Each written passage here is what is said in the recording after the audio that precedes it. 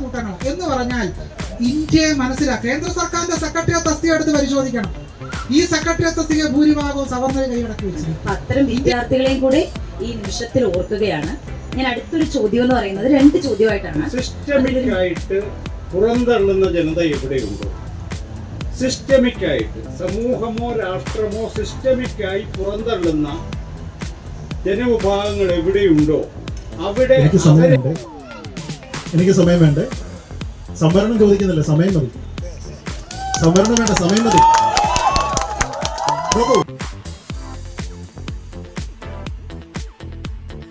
അപ്പൊ അന്ന് നടന്ന ആ ടോക്കില് സത്യത്തിൽ എന്താണ് സംഭവിച്ചത് ഒന്ന് ജസ്റ്റ് ഒന്ന് പറയാമോ? അവിടെ എന്തുകൊണ്ടായിരിക്കും ഇപ്പൊ മുസ്ലിങ്ങളുള്ള മറ്റ് രാജ്യങ്ങള് അല്ലെങ്കിൽ ക്രിസ്തുമതം പ്രചരിച്ചിട്ടുള്ളവർ, അത് ന്യൂനപക്ഷങ്ങളായിട്ടുള്ള ഇന്ത്യയിലെ ന്യൂനപക്ഷങ്ങളായിട്ടുള്ള വിഭാഗം അന്യ രാജ്യങ്ങളിൽ ഉള്ളപ്പോൾ തന്നെ അവർക്ക് പോലും ഇല്ലാത്തൊരു സംശയവും ചോദ്യങ്ങളും ഈ ശ്രീജിത്തുമാർക്ക് എന്തുകൊണ്ട് ഉണ്ടാവുന്നു എന്നുള്ളത് എന്തുകൊണ്ടായിരിക്കും? ടോക്കിലൂടെ സത്യത്തില് അംബേദ്കറെ എങ്ങനെ വായിക്കാം എന്നുള്ള ആ ഒരു ഹെഡിങ് പോലും സത്യത്തില് ശരിയാണ് അല്ല എന്നുള്ളൊരു അഭിപ്രായക്കാരാണ്. കാരണം നമ്മൾ എങ്ങനെ വായിക്കുന്നു എന്നതിലുപരി സംഘപരിവാരത്തിനുള്ളിൽ, അങ്ങനെ തന്നെ നമുക്ക് പറയേണ്ടി വരും, സംഘപരിവാരത്തിനുള്ളിൽ നിൽക്കുന്ന രൂപങ്ങൾ നമ്മളെ ജാതി അതല്ലെങ്കിൽ കേരളത്തിലെ അംബേദ്കറേറ്റുകൾ മിനിമം ജാതിയിൽ മാത്രം നിലനിൽക്കുന്നു അല്ലെങ്കിൽ ജാതിയെ മാത്രം സംസാരിച്ച് പോകുന്നു എന്നുള്ളൊരു ടോക്ക് പണിക്കർ ഈ ഒരു ഹോർത്തൂസുമായിട്ട് ബന്ധപ്പെടുത്തിക്കൊണ്ട് സംസാരിക്കുന്നുണ്ട്. അതായത് വെള്ളാപ്പള്ളി നടേശനും അതുപോലെ ജി സുകുമാരൻ നായരും സംസാരിക്കുന്ന അഭിപ്രായങ്ങൾ മുഴുവൻ അംബേദ്കറിന്റെ നിലപാടുകളും അംബേദ്കർ പുസ്തകങ്ങളിൽ എഴുതി വെച്ചിട്ടുള്ളതുമായിട്ടുള്ള പ്രസ്താവനകളാണ്. അപ്പോ അംബേദ്കർ പറയുമ്പോൾ ഉണ്ടാകാത്ത പ്രശ്നങ്ങൾ ജി സുകുമാരൻ നായരും വെള്ളാപ്പള്ളിയും പറയുമ്പോൾ എന്തുകൊണ്ട് ഉണ്ടാകുന്നു എന്നുള്ള ഒരു ചോദ്യം ഹോർത്തൂസിലൂടെ ശ്രീജിത്ത് പണിക്കർ പറയുകയുണ്ടായി. അപ്പൊ അതിനെ ചൊല്ലി നമസ്കാരം സാറിന് എന്താണ് ഇന്നത്തെ നമ്മുടെ വീഡിയോ, ഇങ്ങനെ ഒരു വീഡിയോ ചെയ്യുന്നതിന്റെ പ്രധാന കാരണം എന്ന് പറയുന്നത് മനോരമ സംഘടിപ്പിച്ചിട്ടുള്ള ഹോർത്തൂസ് എന്ന് പറയുന്ന ഒരു പ്രോഗ്രാമിൽ സംഭവിച്ച ഒരു ചർച്ച എന്ന് പറയാൻ കഴിയില്ല.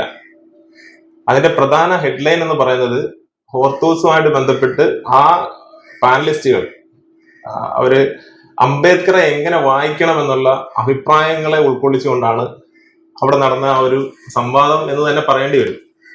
അപ്പൊ കഴിഞ്ഞ ഒരു 3-4 ദിവസമായിട്ട് സോഷ്യൽ മീഡിയ മൊത്തത്തില് ശ്രീജിത്ത് പണിക്കർ, അതുപോലെ തന്നെ നമ്മുടെ പേര് പറയുമ്പോൾ തന്നെ നമുക്ക് പ്രത്യേകിച്ച് പരിചയപ്പെടുത്തേണ്ട കാര്യമില്ല, സണ്ണിയൻ കപ്പിക്കാട്, നമ്മുടെ അംബേദ്കറേറ്റ് എന്ന് പറയുന്നതിലുപരി എഴുത്തുകാരനാണ്, അതിലുപരി സാമുദായിക പ്രവർത്തകനാണ് എന്നുള്ള രീതിയിൽ സാർ ഉൾപ്പെട്ടിരുന്നു. അതോടൊപ്പം തന്നെ ഒരു സംസ്കൃത ഭാഷാ പണ്ഡിതൻ TS ശ്യാംകുമാറും ഉണ്ടായിരുന്നു. അവര് നിർദ്ദേശിച്ചിട്ടുള്ള ഒരു സമയത്തിനുള്ളിൽ ഒരു 50 മിനിറ്റിൽ വരുന്ന ഒരു ടോക്കിനുള്ളിൽ എത്രമാത്രം കാര്യങ്ങളെ സമൂഹത്തോട് അല്ലെങ്കിൽ അവിടെ വേദി സംസാരിക്കാൻ പറ്റുമെന്നുള്ളത് നമുക്ക് സ്വയം വിചാരിക്കുമ്പോൾ തന്നെ മനസ്സിലാവും. അപ്പൊ അന്നത്തെ ആ ഒരു ചർച്ചയിൽ ഉരുത്തിരിഞ്ഞിട്ടുള്ള വിഷയങ്ങളെ സംബന്ധിച്ച് ഈ ഒരു വീഡിയോയിലൂടെ ബഹുമാനപ്പെട്ട സണ്ണി സാറുമായിട്ട് അതിന്റെ ഒരു ചോദ്യോത്തരം എന്നുള്ള രീതിയിൽ നമുക്ക് കണക്കാക്കാം. നമസ്കാരം സാർ, വീഡിയോയിലേക്ക് സാർ. ഞാൻ അജിത്ത്, അംബേദ്കർ ഗ്രാമമാണ്. ഏവർക്കും വീഡിയോയിലേക്ക് സ്വാഗതം. സാർ, ആദ്യമേ തന്നെ ഈ ഒരു ഹോർത്തൂസ് എന്ന് പറയുന്ന ഈ പ്രോഗ്രാമുമായിട്ട് ബന്ധപ്പെട്ട് തെറ്റിദ്ധരിപ്പിക്കുന്ന രീതിയിലാണ് അവിടെ നടന്നിട്ടുള്ള ശ്രീജിത്ത് എന്ന് പറയുന്ന ശ്രീജിത്ത് പണിക്കർ. അദ്ദേഹത്തിന്റെ ഒരു ഐഡന്റിറ്റി പോലും നമുക്ക് വ്യക്തമല്ല എന്നുള്ളതാണ് സത്യം.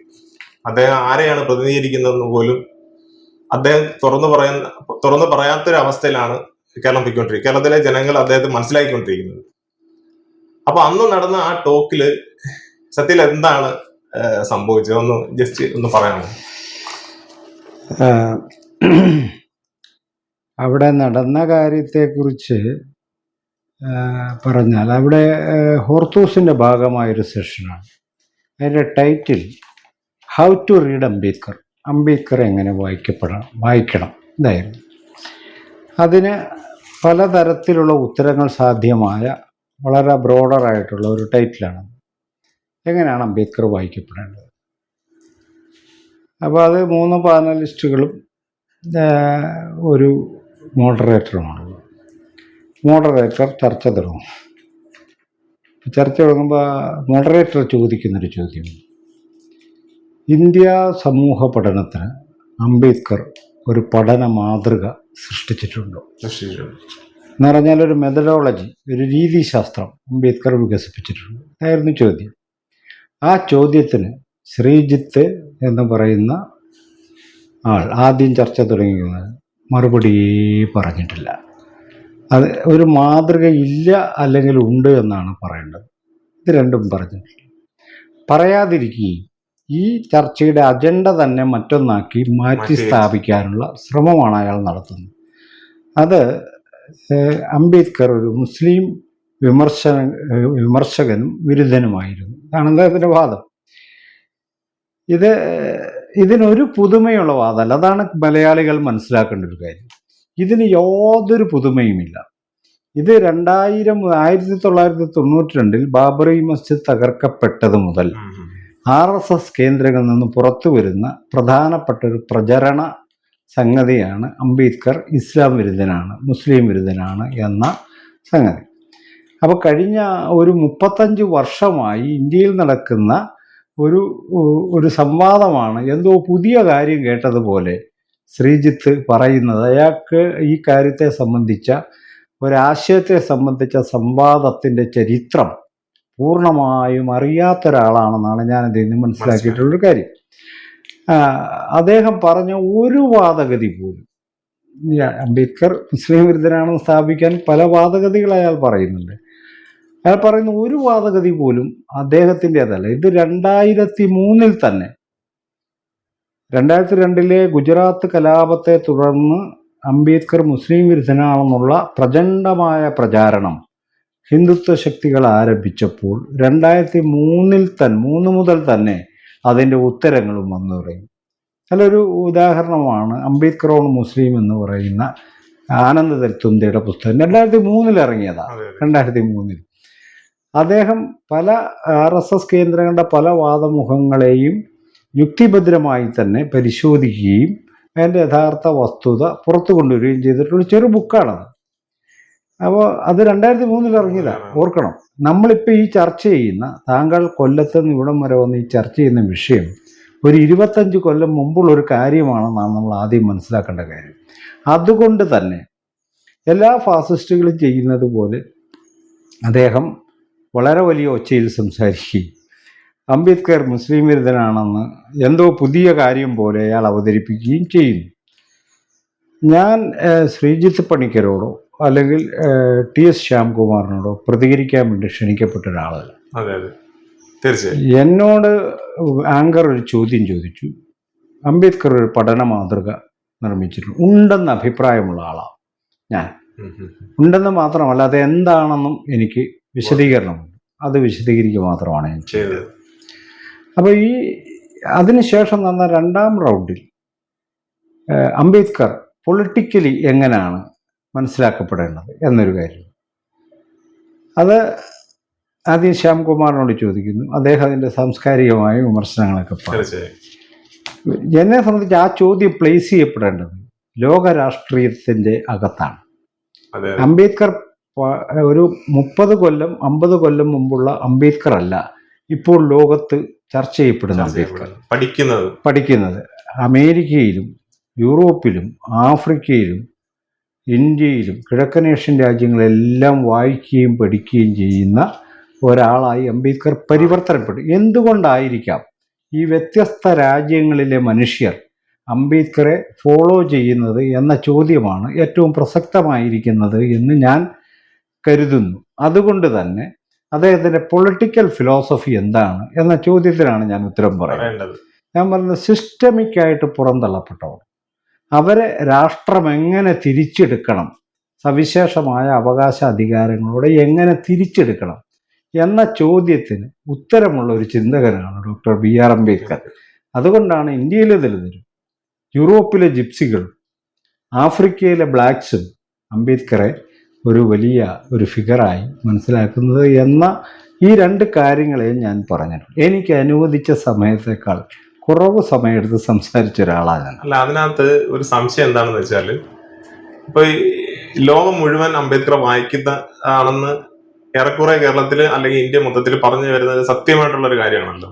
അപ്പൊ എന്തുകൊണ്ടായിരിക്കും ഇപ്പൊ മുസ്ലിങ്ങളുള്ള മറ്റ് രാജ്യങ്ങള് അല്ലെങ്കിൽ ക്രിസ്തുമതം പ്രതികരിച്ചിട്ടുള്ളവര്, അത് ന്യൂനപക്ഷങ്ങളായിട്ടുള്ള ഇന്ത്യയിലെ ന്യൂനപക്ഷങ്ങളായിട്ടുള്ള വിഭാഗം അന്യ രാജ്യങ്ങളിൽ ഉള്ളപ്പോൾ തന്നെ അവർക്ക് പോലും ഇല്ലാത്തൊരു സംശയവും ചോദ്യങ്ങളും ഈ ശ്രീജിത്തുമാർക്ക് എന്തുകൊണ്ട് ഉണ്ടാവുന്നു എന്നുള്ളത് എന്തുകൊണ്ടായിരിക്കും?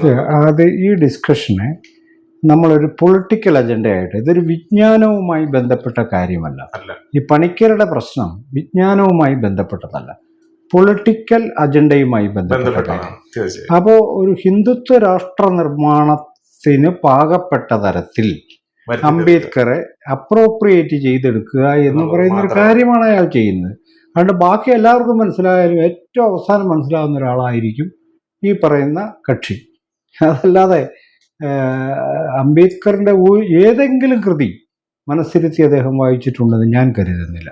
അതിൻ്റെ ഒരു തെളിവും അദ്ദേഹത്തിന്റെ പറച്ചിലിൽ നിന്ന് നമുക്ക് കേൾക്കാൻ പറ്റുന്നില്ല. അതായത് ഈ ഒരു ടോക്കിലൂടെ സത്യത്തില് അംബേദ്കറെ എങ്ങനെ വായിക്കാം എന്നുള്ള ആ ഒരു ഹെഡിങ് പോലും സത്യത്തില് ശരിയാണ് അല്ല എന്നുള്ളൊരു അഭിപ്രായക്കാരനാണ്. കാരണം നമ്മൾ എങ്ങനെ വായിക്കുന്നു എന്നതിലുപരി എപ്പോൾ അംബേദ്കറെ വായിച്ചു തുടങ്ങണം എന്നുള്ളൊരു കോൺസെപ്റ്റിലേക്ക് ഇതിനകത്തുള്ളൊരു സംഭവം ഹൗ ടു റീഡ് അംബേദ്കർ എന്ന ഒരു ചോദ്യം നിലനിൽക്കുന്നതാണ്. അപ്പൊ അത് വായിക്കുന്ന ആളിന്റെ അറിവും ഇതിനു മുൻപേ സ്വാംശീകരിച്ചിട്ടുള്ള അറിവും ലോകബോധവും ലോകവീക്ഷണവും ഒക്കെയാണ് ഈ വായനയിലൂടെ ടെസ്റ്റിഫൈ ചെയ്യുന്നത്. പരസ്പര അഭിമുഖം നിൽക്കുന്ന അങ്ങനെ എൻ്റെ ബോധ്യങ്ങളാണ് അംബേദ്കറുടെ പുസ്തകങ്ങളായിട്ട് അഭിമുഖം നിൽക്കുന്നത്. ലോകത്തെക്കുറിച്ച് ഒരു ബോധ്യവുമില്ലാത്തൊരു മനുഷ്യൻ വായിക്കുന്നത് പോലെ ആയിരിക്കില്ല ബോധ്യമുള്ള ഒരാൾ വായിക്കുക. അതാണ് ഞാൻ ജസ്റ്റ് ചോദിക്കാൻ സംശയം. അതായത് എങ്ങനെ വായിക്കുന്നതിനേക്കാൾ ഉപരി എപ്പോൾ മുതൽ വായിച്ചു തുടങ്ങണമെന്നുള്ളത് പ്രസക്തമല്ലേ? കാരണം ഇന്ത്യൻ സാമൂഹിക വ്യവസ്ഥയിൽ ഇപ്പൊ ജാതി ഇത്രമാത്രം ശക്തമായിട്ട് നിൽക്കുമ്പോൾ ഇപ്പം നമ്മളെ വിദ്യാഭ്യാസത്തിൽ നിന്ന് നമ്മളെ അറിവും അല്ലെങ്കിൽ വിജ്ഞാനവും ഒക്കെ നേടി സ്റ്റാർട്ട് ചെയ്യുന്നത് വിദ്യാഭ്യാസത്തിൽ നിന്നാണല്ലോ. അപ്പൊ വിദ്യാഭ്യാസത്തിലൂടെ ഹിന്ദുത്വ എന്ന് പറയുന്ന ആ ഒരു ചിന്താഗതിയിൽ നിന്ന് വളർന്നു വരുന്ന ഒരു വിദ്യാർത്ഥി ഒരു പക്ഷേ ഒരു 35-40 വയസ്സിന് ശേഷമാണ് അംബേദ്കറെ വായിച്ചു തുടങ്ങുന്നുവെങ്കിൽ, അല്ലെങ്കിൽ അതിൽ വിശ്വസിച്ച് തുടങ്ങുന്നുവെങ്കിൽ, വിശ്വസിച്ചു എന്ന് ഞാൻ പറയുന്നില്ല, അത് തിരിച്ചെടുക്കുകയാണ്, അത് ക്യാൻസൽ ചെയ്യണം. വിശ്വസിക്കുന്നത് ഞാൻ പറയുന്നില്ല. അതിൽ നിന്ന് ചിന്തിക്കുന്ന രാഷ്ട്രീയത്തെ എത്രമാത്രം പ്രസക്തമായിട്ട് നമുക്ക് കാണാൻ കഴിയും? അല്ല, ഞാൻ വിചാരിക്കുന്നത് ഈ പണിക്കരെ പോലെ RSSന് വേണ്ടി വാദഗതി ഉന്നയിക്കുന്നതാണ്.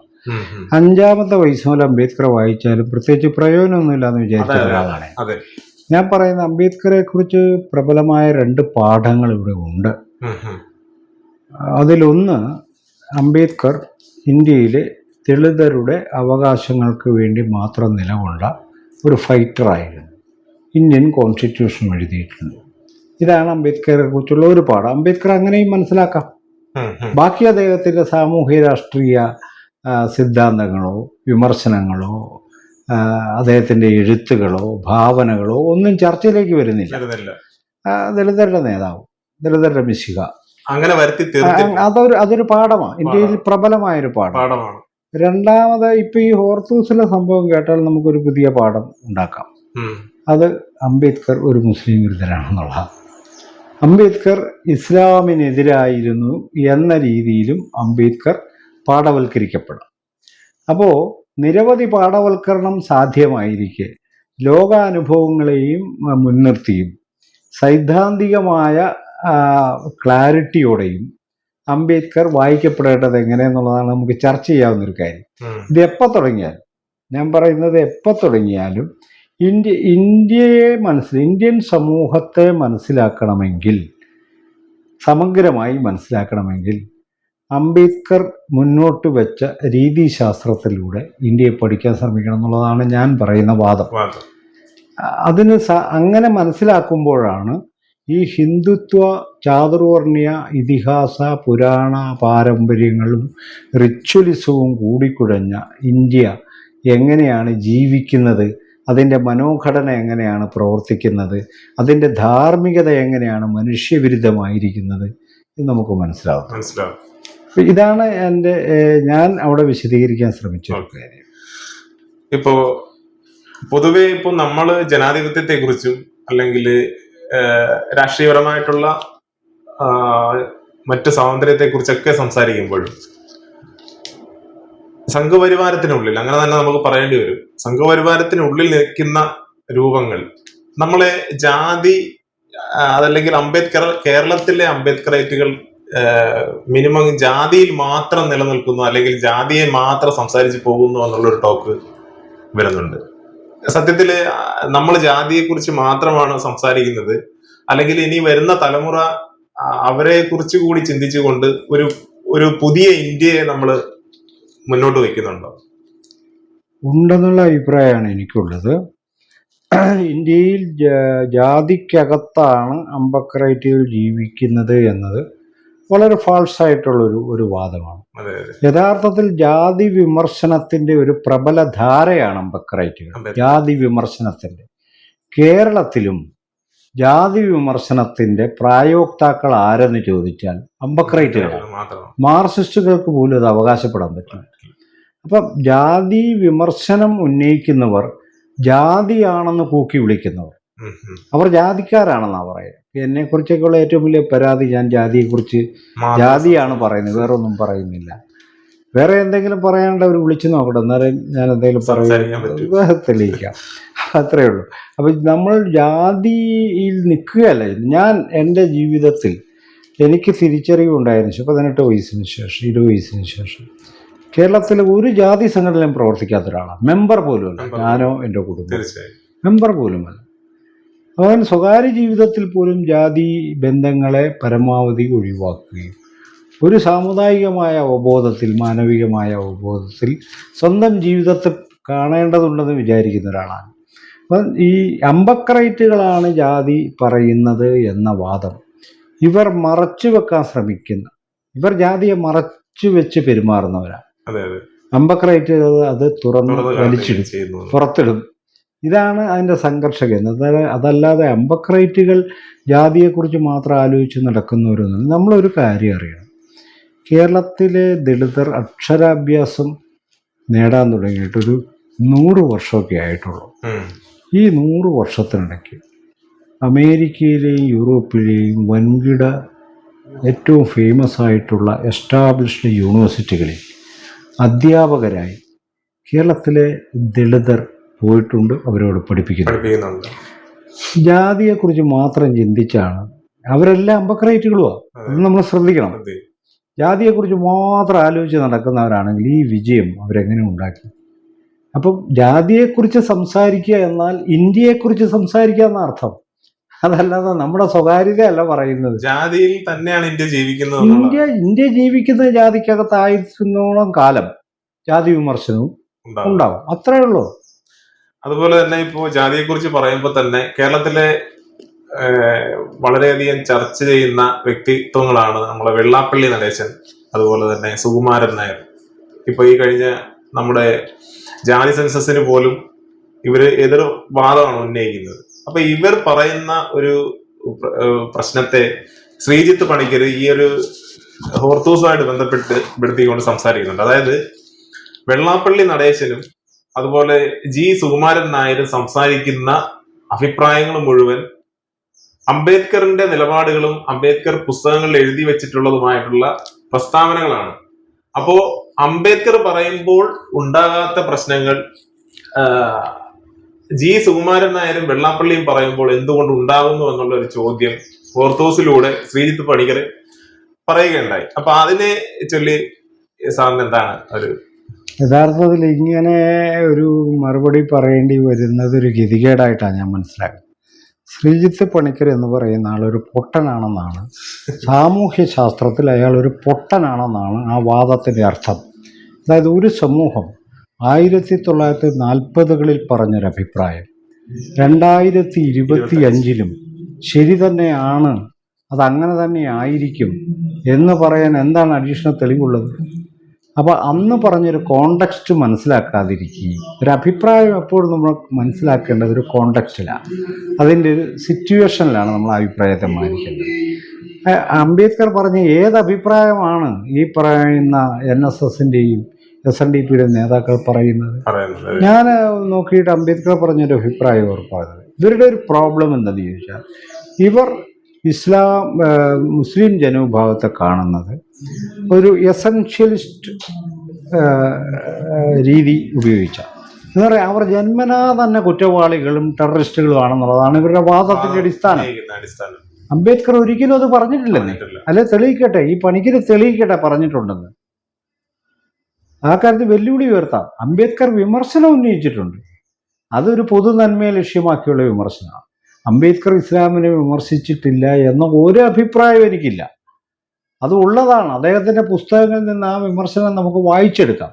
പക്ഷേ ആദ്യത്തെ പേജിൻ്റെ ആദ്യത്തെ വാചകം മാത്രമേ വായിക്കുള്ളൂ എന്ന് ഇവർ വാശി പിടിക്കരുത്. അതിൻ്റെ രണ്ടാമത്തെ പേജിൽ പറയുന്ന കാര്യങ്ങളൊന്ന് വായിക്കുന്നത് നല്ലതാണ്. അത് നമ്മൾ വിജ്ഞാനത്തോട് കാണിക്കേണ്ട ഒരു മര്യാദയാണ്. ഫാസിസ്റ്റുകൾ ഒരു കാലത്തും കാണിക്കാത്തതും ഈ മര്യാദയാണ്. ഒരുപക്ഷെ ബാബാ സാഹിബ് ഡോക്ടർ BR അംബേദ്കറിന്റെ ജീവിതത്തിൽ ഉടനീളം അദ്ദേഹം ഏറ്റവും കൂടുതൽ പ്രാധാന്യം കൊടുത്തത് അദ്ദേഹത്തിന്റെ വ്യക്തിത്വത്തെ സംബന്ധിച്ച്. നമുക്കറിയാം, മനുഷ്യൻ എപ്പോഴും സ്വാർത്ഥനാണ്. അവരെപ്പോഴും അവരുടെ ഉള്ളിലെ നെഗറ്റീവിനെ മറച്ചുകൊണ്ട് പോസിറ്റീവിനെ മുന്നോട്ട് കൊണ്ടുവരുന്ന, ഉദാഹരണത്തിന് നമ്മുടെ ഗാന്ധിയുടെ ജീവചരിത്രം എടുത്ത് പരിശോധിച്ചു കഴിഞ്ഞാലും അദ്ദേഹത്തിന്റെ പുസ്തകത്തിൽ പോലും അദ്ദേഹത്തിനെ കൂടുതൽ ഹീറോയിസത്തിലേക്ക് നയിക്കുന്ന കാര്യങ്ങളാണ് പറഞ്ഞിട്ടുള്ളത്. പക്ഷെ അംബേദ്കർ ഈ ഒരു കാര്യം, ഈ ഒരു സൈഡ് പരിശോധിക്കുമ്പോൾ അദ്ദേഹത്തിന്റെ വ്യക്തിത്വത്തെ അല്ല കൂടുതൽ അദ്ദേഹം പ്രാധാന്യം കൊടുത്തത്.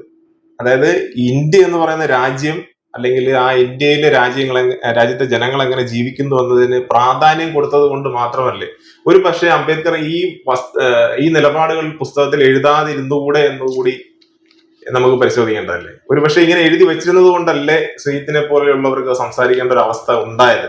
അല്ല, അതങ്ങനെ എഴുതിയതിൽ എന്താണ് തകരാറെന്നാണ് ഞാൻ ചോദിക്കുന്നത്. അതെ, അങ്ങനെ എഴുതുമ്പോഴാണ് അംബേദ്കർ മോർ ഓണസ്റ്റ് ആവുന്നത്. അതെ, അദ്ദേഹം ആർജിച്ച സാമൂഹിക വിജ്ഞാനത്തിൻ്റെയും രാഷ്ട്രീയ ബോധ്യത്തിൻ്റെ അടിസ്ഥാനത്തിൽ ഒരു പ്രശ്നത്തോട് വിമർശനം ഉന്നയിക്കാൻ തോന്നുമ്പോൾ നമ്മളുടെ സൗകര്യം ഇപ്പോൾ വിമർശനം ഉന്നയിക്കാതിരിക്കലാണ് എന്ന് പറയുന്നവർ സത്യസന്ധരല്ല.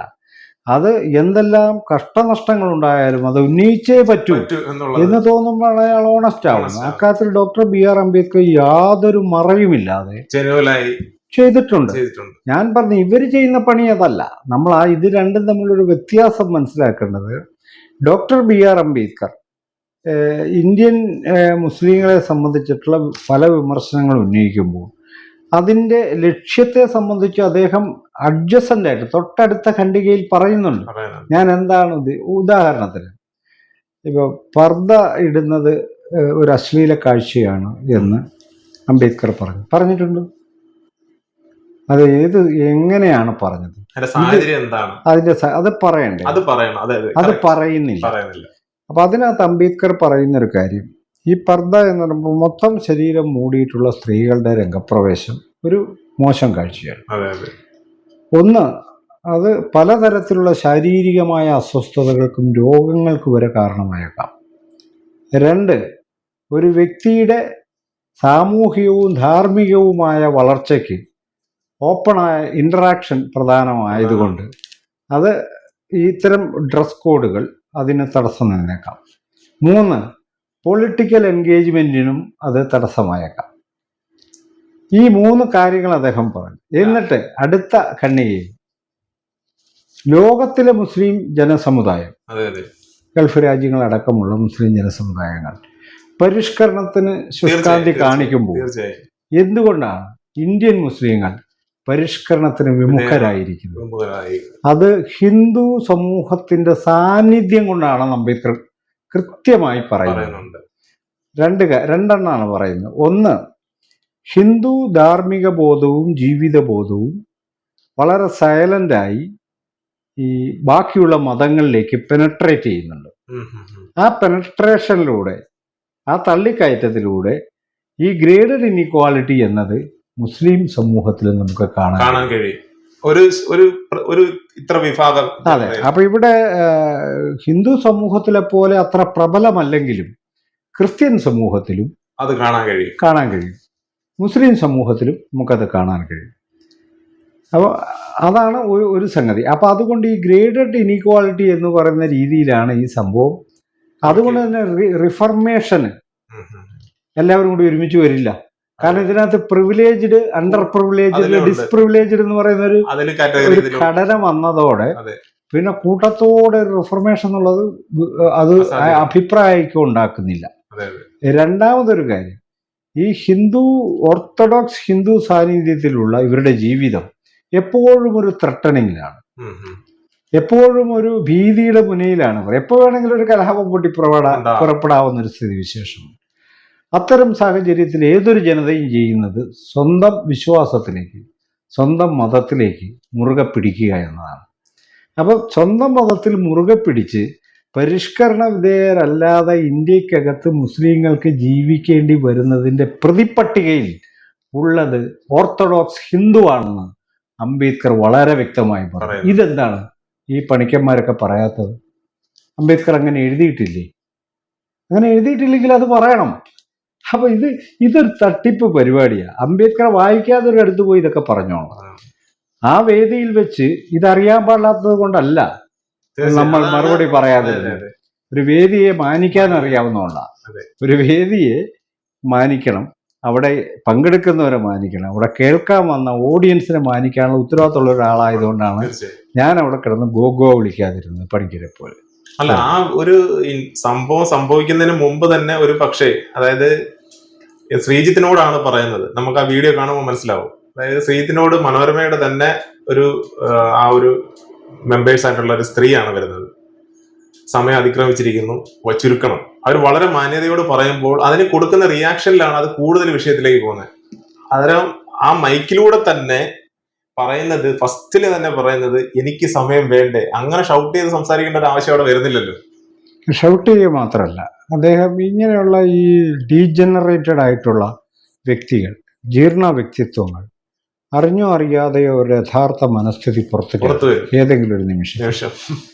അപ്പോൾ അദ്ദേഹം പറയുന്ന കാര്യം, ഞാൻ സമയമാണ് ചോദിക്കുന്നത്, സംവരണമല്ല എന്നാണ്.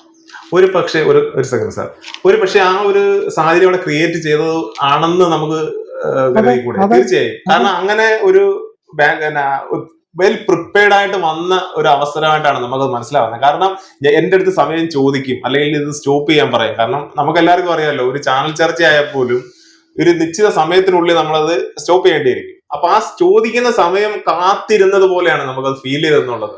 അപ്പൊ അത് ഈ സമയമാണ് ചോദിക്കുന്നത്, സംവരണം അല്ല എന്ന് പറയും. എൻ്റയർ ഓഡിയൻസ് അങ്ങ് എഴുന്നേറ്റിട്ട് ഇദ്ദേഹത്തെ കൂക്കി വിളിക്കുന്നുണ്ട്. അതിനുശേഷം ഇറങ്ങി പോകണമെന്ന് ആവശ്യപ്പെടുന്നുണ്ട്. നിങ്ങളുടെ താല്പര്യം എന്താണെന്ന് ഞങ്ങൾക്ക് മനസ്സിലാവുന്നുണ്ട് എന്ന് പറയുന്നു.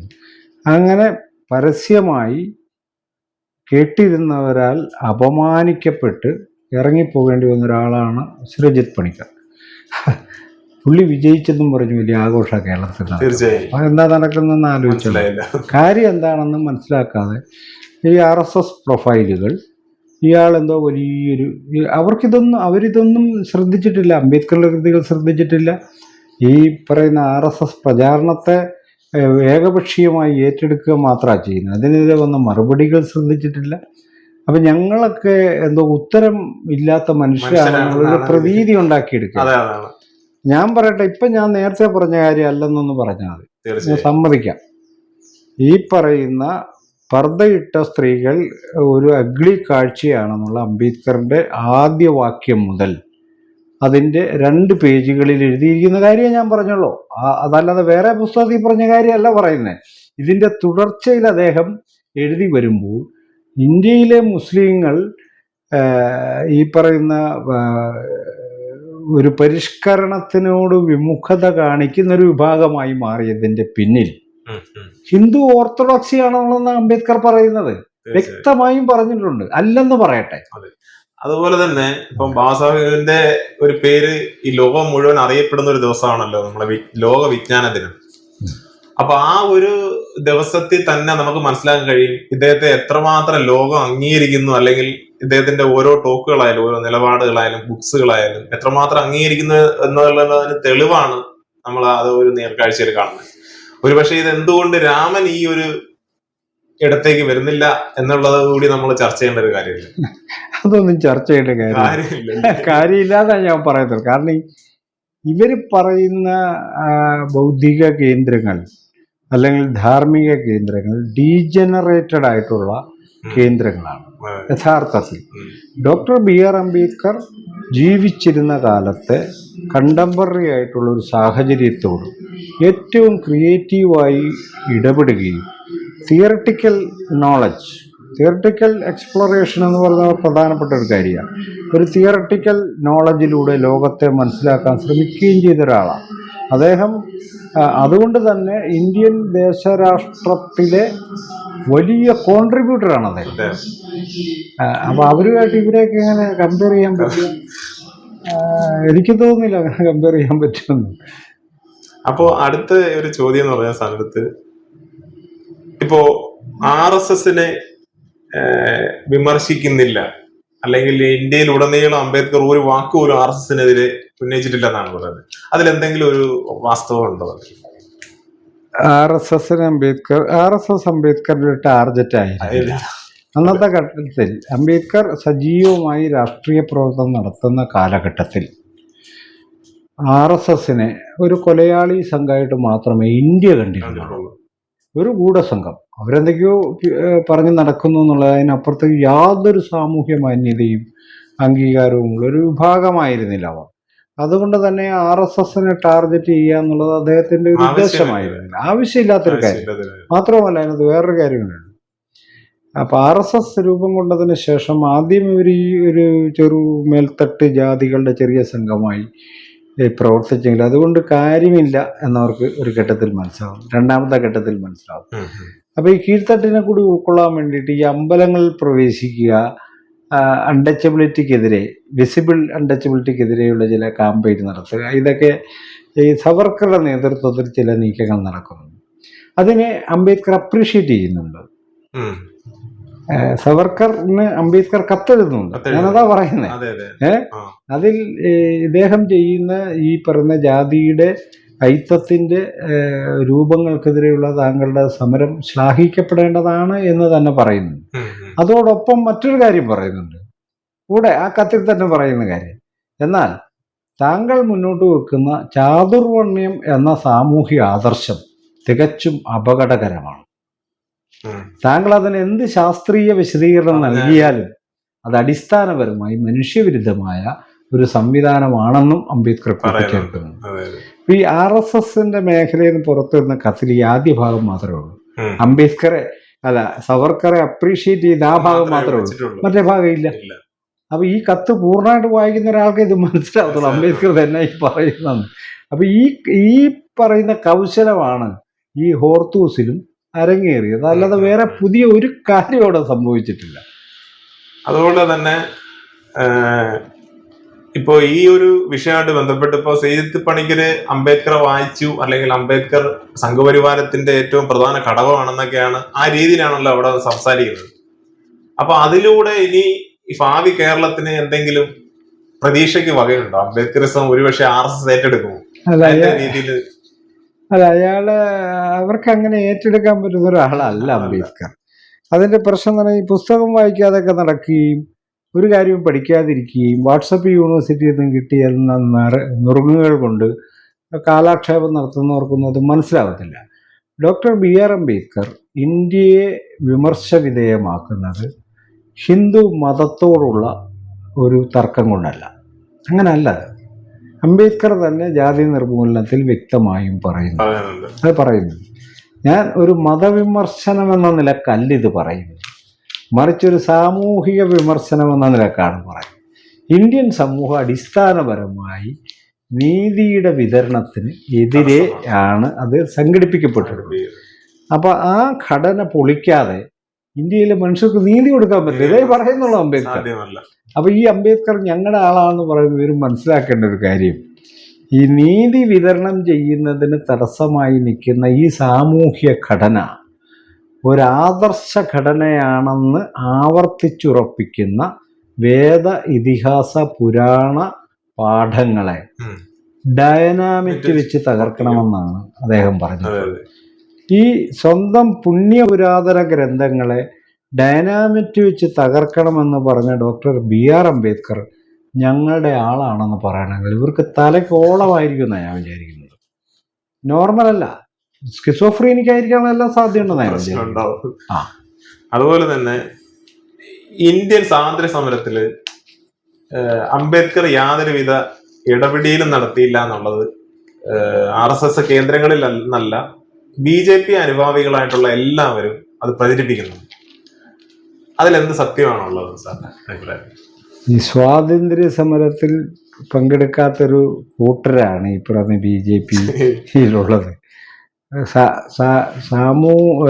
സ്വാതന്ത്ര്യ സമരത്തിൽ പങ്കെടുത്തില്ല എന്ന് മാത്രമല്ല, സ്വാതന്ത്ര്യ സമരത്തിനെതിരെ യുവാക്കളെ ഞങ്ങൾ അണിനിരത്തിക്കൊള്ളാമെന്ന് എഴുതി കൊടുത്ത ആളാണ് ഇവരുടെ വീര സവർക്കർ.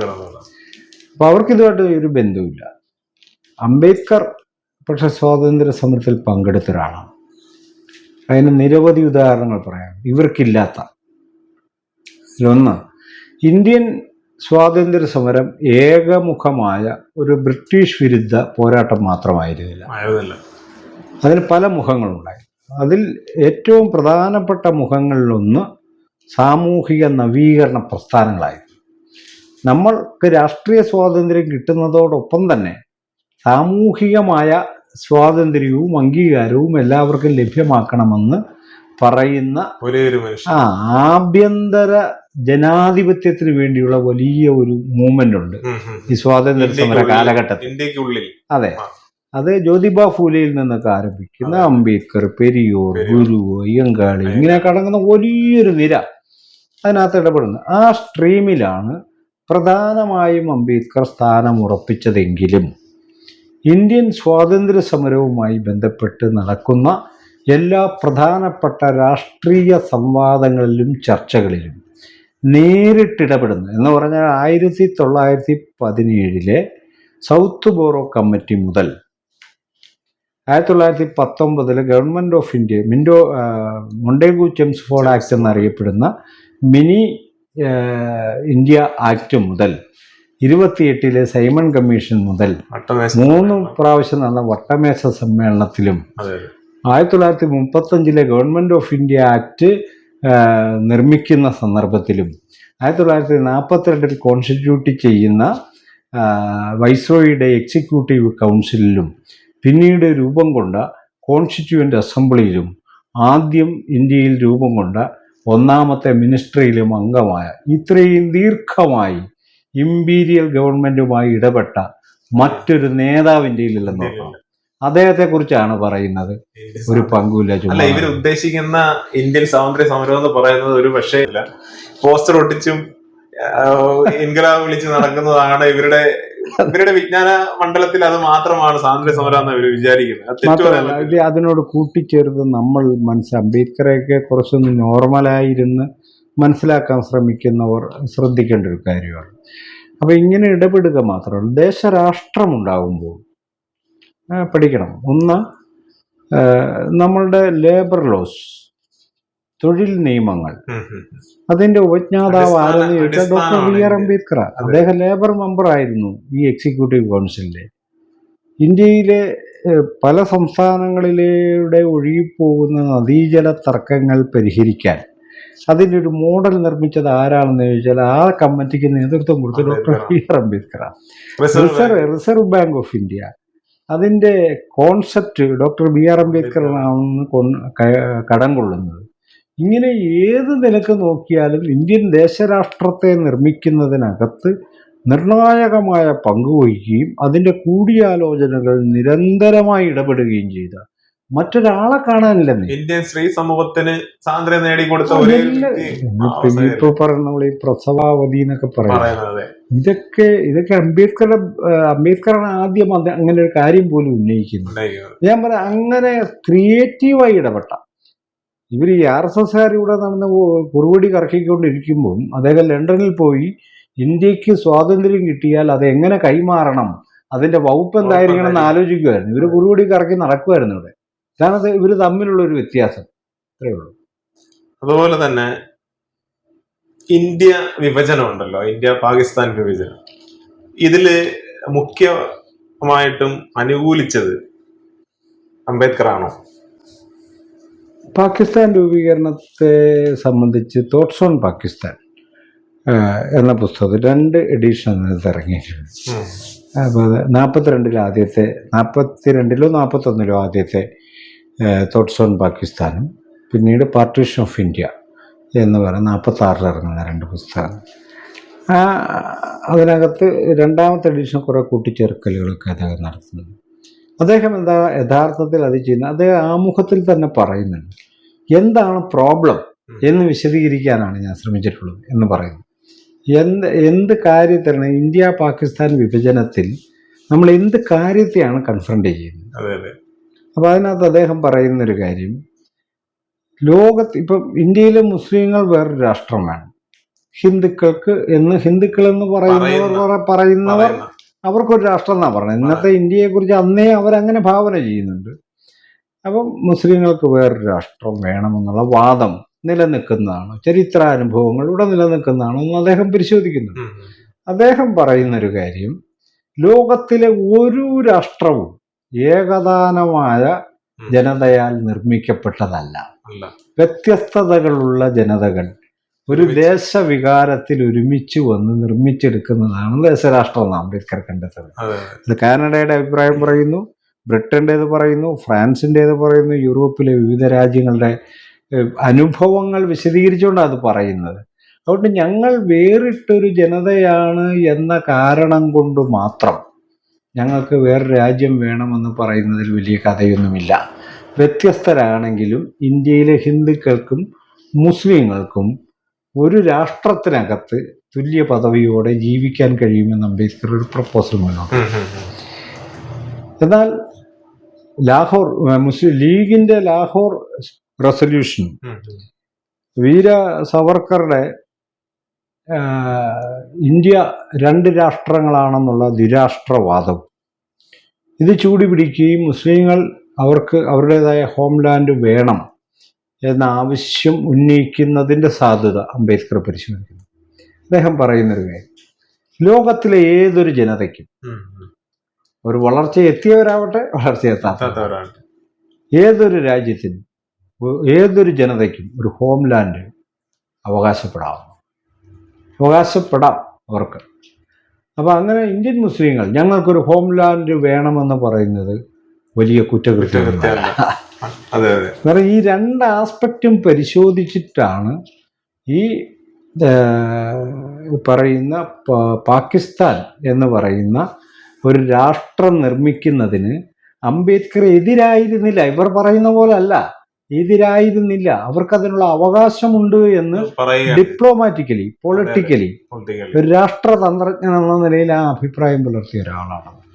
ആ വാദം എത്രമേൽ അല്ല ഇവര് പറഞ്ഞു വെക്കുന്നത് അതിന് വേണ്ടി അഹോരാത്ര സമരം ചെയ്ത ഒരു വ്യക്തിയാണെന്നുള്ള നിലയിലാണ് ഇവര്. അങ്ങനെ ഒരു സംഭവം പോലും അവർക്ക് ചൂണ്ടിക്കാണിക്കാൻ പറ്റില്ല. മാത്രമല്ല ജിന്നയും ഗാന്ധിയും ഏറ്റവും അടുത്ത സുഹൃത്തുക്കളാണ്. അവര് 2 പേരും ചർച്ച ചെയ്യുന്ന, പാകിസ്ഥാനെ കുറിച്ച് ചർച്ച ചെയ്യുന്ന സമയത്ത് റെഫർ ചെയ്യുന്ന പുസ്തകം doctor BR Ambedkar thoughts on പാകിസ്ഥാനാണ്. അത്രമേൽ വാല്യുബിളായ ഇൻഫർമേഷൻസ് ഉൾപ്പെടുത്തിയൊരു ബുക്കാണ് അദ്ദേഹം കൊണ്ടുവന്നത്. അതിനെക്കുറിച്ചാണ് ഇവർ ഈ പറയുന്ന പോലെയുള്ള അടിസ്ഥാനരഹിതമായ യാതൊരു തെളിവുമില്ലാത്ത അമ്മമ്മ കഥകളുമായിട്ട് നടന്നുകൊണ്ടിരിക്കുന്നത്. അതുപോലെ തന്നെ ഇന്ത്യയുടെ ഏറ്റവും ഇന്ത്യ എന്നല്ല, ഒരു തൊഴിലാളി വർഗ പ്രസ്ഥാനം, കമ്മ്യൂണിസ്റ്റ് പ്രസ്ഥാനം എന്നൊക്കെ പറയുന്ന കമ്മ്യൂണിസത്തെ എന്തുകൊണ്ടായിരിക്കും അംബേദ്കർ എതിർത്തത്, അല്ലെങ്കിൽ കമ്മ്യൂണിസ്റ്റ് വിരുദ്ധനായിരുന്നു എന്നുള്ളൊരു ടോക്ക് കൂടി പറഞ്ഞു വയ്ക്കുന്നു. കമ്മ്യൂണിസ്റ്റ് വിരുദ്ധനൊന്നും പറയേണ്ട കാര്യമില്ല. കാരണം കമ്മ്യൂണിസ്റ്റുകാരുമായി യോജിച്ച് നിരവധി പ്രക്ഷോഭങ്ങൾ പോലും നടത്തിയിട്ടുള്ള ഒരാളാണ് അംബേദ്കർ. ഈ പറഞ്ഞ RSSുമായിട്ട് യോജിച്ച് ഒരു പ്രക്ഷോഭം നടത്തിയിട്ടില്ല. പക്ഷെ CPI ആയിട്ട് യോജിച്ച് മുംബൈയിലെ മിൽ തൊഴിലാളികളുടെ സമരവും മുംബൈയിലെ തൊട്ടടുത്ത ഗ്രാമപ്രദേശങ്ങളിലെ കാർഷിക പ്രശ്നവുമായി ബന്ധപ്പെട്ട് 30കളിൽ വലിയ പ്രക്ഷോഭങ്ങൾ എന്ന് പറഞ്ഞാൽ 10,000-കണക്കിന് മനുഷ്യരെ അണിനിരത്തിക്കൊണ്ടുള്ള വലിയ പ്രക്ഷോഭങ്ങൾക്ക് നേതൃത്വം കൊടുത്ത ഒരാളാണ് അംബേദ്കർ. അപ്പം അങ്ങനെ കമ്മ്യൂണിസ്റ്റുകാർ എന്തോ കുഴപ്പമാണ്, അവരെ അടുപ്പിക്കാൻ പറ്റത്തില്ല, അങ്ങനെ ഒരു സമീപനം അംബേദ്കർക്ക് ഉണ്ടായിട്ടില്ല. ബട്ട് മാർക്സിസം, അതെ, മാർക്സിസം എന്നത് നമ്മുടെ യാഥാർത്ഥ്യങ്ങളെ മനസ്സിലാക്കാൻ പര്യാപ്തമല്ല. പരിഹരിക്കാൻ കഴിയാത്ത നമ്മളുടെ കാര്യങ്ങൾ, ഈ രാഷ്ട്രത്തിന്റെ കാര്യങ്ങൾ അടിസ്ഥാനപരമായി മനസ്സിലാക്കണമല്ലോ. അതെ അതെ അതെ മനസ്സിലാക്കാൻ ഉപയുക്തമല്ല. മാർക്സിസം പര്യാപ്തമല്ല എന്ന ഒരു നിലപാട് അദ്ദേഹത്തിനുണ്ടായി. മാർക്സിസം പഠിക്കുന്നതിലൂടെ ഇന്ത്യയെ പഠിക്കാൻ സാധിക്കത്തില്ല. അതെ, മാർക്സിസ്റ്റ് തിയറി അനുസരിച്ച് ഇന്ത്യയെ പഠിക്കാൻ അത് പൂർണ്ണമായിരിക്കില്ല, അപൂർണമായിരിക്കും. അതുകൊണ്ട് അദ്ദേഹം അതിനെ തള്ളിയതാണ്. എന്നിട്ട് അദ്ദേഹം സ്വന്തം നിലക്ക് ഈ മാർസിനെയും ബുദ്ധനെയും കമ്പയർ ചെയ്തിട്ടുണ്ട്. ബുദ്ധ ആൻഡ് മാർസ് എന്നൊരു പുസ്തകം തന്നെ എഴുതുന്നുണ്ട്. പൂർണ്ണമല്ലെങ്കിൽ ഒരു പുസ്തക രൂപത്തിൽ അത് പുറത്തു വന്നിട്ടുണ്ട്. അതിനകത്ത് അദ്ദേഹം പറയുന്നൊരു കാര്യം, എല്ലാവരും സമത്വപൂർണമായി ജീവിക്കണമെന്നുള്ള ആദർശം മാർസിലും ബുദ്ധനിലും ഉണ്ടെന്ന് അദ്ദേഹം കണ്ടെത്തുന്നു. എന്നാൽ അത്തരം ഒരു സമൂഹത്തെ നിർമ്മിക്കാൻ ബലപ്രയോഗം വേണമെന്നുള്ളത്, മാർസ് പറയുന്ന ആ ബലപ്രയോഗത്തെ ബുദ്ധൻ അംഗീകരിക്കുന്നില്ല. ബുദ്ധന്റെ വാക്കാണ് കൂടുതൽ ശരി എന്ന് അദ്ദേഹം കണ്ടെത്തുന്നുണ്ട്. അങ്ങനെ മാർക്സിസത്തെ ഒരു തിയറി എന്ന നിലക്ക് കാര്യങ്ങൾ മനസ്സിലാക്കാൻ അപര്യാപ്തമാണെന്ന് തിരിച്ചറിഞ്ഞൊരാളും, അതോടൊപ്പം തന്നെ മാർക്സിസ്റ്റ് തിയറിയിൽ അനിവാര്യമായിട്ടുള്ള ബലപ്രയോഗവും രക്തരൂക്ഷിത വിപ്ലവവും പോലെയുള്ള സംഗതികളെ പരിപൂർണമായി തള്ളിയ ഒരാളെന്ന നിലക്കും അദ്ദേഹം വെൽഫെയർ സ്റ്റേറ്റ് എന്ന് പറയുന്നത് അന്ന് 30കളിൽ ലോകത്ത്